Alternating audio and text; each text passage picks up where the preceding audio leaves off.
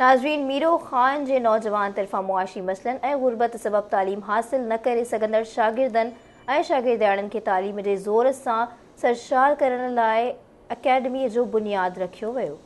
इन हवाले सां रिपोर्ट करियो आहे सफदर अली तुनियो।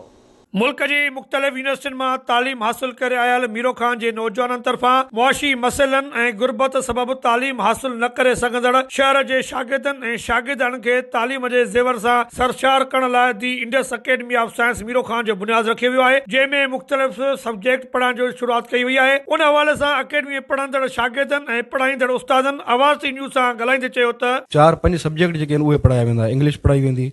इंग्लिश लैंग्वेज जो असां वटि हिते तमामु घणो माना जेको आहे न मसइलो आहे।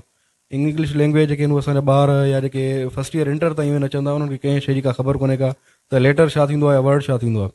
पोइ उन्हनि खे अॻिते उन्हनि जे जॉब वग़ैरह करण में या जेके एंट्री टेस्ट यूनिवर्सिटी जूं थियंदी उन्हनि में तमामु घणा मसइला जेके आहिनि उहे सरपेश अचनि था। पोइ उन्हनि मसइलनि खे ख़तमु करण जे लाइ पंहिंजो प्लान इहो आहे त असां जेको अंग्रेज़ी ॿोली, बायोलॉजी, केमिस्ट्री, फिज़िक्स, मैथमेटिक्स इहे ऐं ॿियो जनरल नॉलेज इन्हनि सब्जेक्टनि जो आगाज़ कयो आहे। पोइ उन में हर क्लास जा या जेके भली खणी पास आउट थियल आहिनि क्लासनि खां उहे जेके आहिनि उहे दाख़िला वठी सघंदा, उन्हनि जे लाइ इंतज़ाम थियल आहे। ये अकेडमी खोलण जो असांजो रीज़न इहो आहे त असांजा जेके स्टूडेंट्स आहिनि उन्हनि जे लाइ हिकिड़ो अहिड़ो प्लेटफॉर्म असां उन्हनि खे मुहैया कयूं त जीअं उहे अप थी सघनि।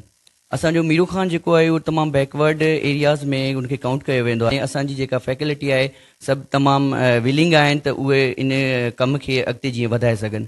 असांजी बि पूरी कोशिशि आहे त असां जीअं ही जेका अकेडमी खोली आहे इन खां वधि में वधि जेको आहे स्टूडेंट जी हेल्प करे उन्हनि खे अपलिफ्ट कयूं। असांजो जेको मेन मक़सदु आहे जेके ॿार मीरो ख़ान जा हितां शिफ्ट करे लारकाणे वञनि था पढ़णु उन्हनि खे तमामु घणी डिस्टर्बेंस थिए थी ऐं यूनिवर्सिटी जे हिसाब सां जेके दाख़िला वग़ैरह वठणु चाहिनि था। हिते असांजा काफ़ी अहिड़ा टीचर्स आहिनि जेके यूनिवर्सिटी जा पास आउट आहिनि।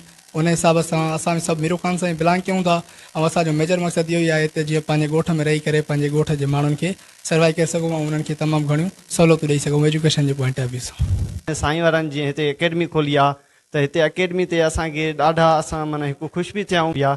इन में असां जंहिंमें आया आहियूं सेंटर खां कल्ह ऐं अॼु असांजो डेमो हुयो जेको साईं वारनि डेमो ॾिनो उन में असांखे तमामु बहितरीनु ॾाढो सुठो लॻो ऐं असां ॿियनि खे बि इहो ई चवंदासीं ऐं पंहिंजे दोस्तनि खे बि इहो ई मैसेज कंदासीं त जीअं हिन अकेडमी में अची असां जेको सेंटर खुलियो आहे इहो तमामु बहितरीनु आहे। हुननि जो वधीक चवणु हो त असांखे ॿियनि हंधनि ते केतिरा ई मौक़ा ॾियण जी आश कई वई पर असां सभिनि उहो सोचियो त पंहिंजे शहर ऐं नौजवान लाइ कुझु करणु घुर्जे। उन करे हिन अकेडमी जो बुनियादु रखियो वियो आहे। असां पंहिंजे वस आर शहर जे नौजवान जी ख़िदमत कंदासीं जीअं हू पढ़ी करे शहर जो नालो कमाइनि। कैमरामैन अज़हर अली बबर सां गॾु सफदर अली तुनियो, आवाज़ न्यूज़।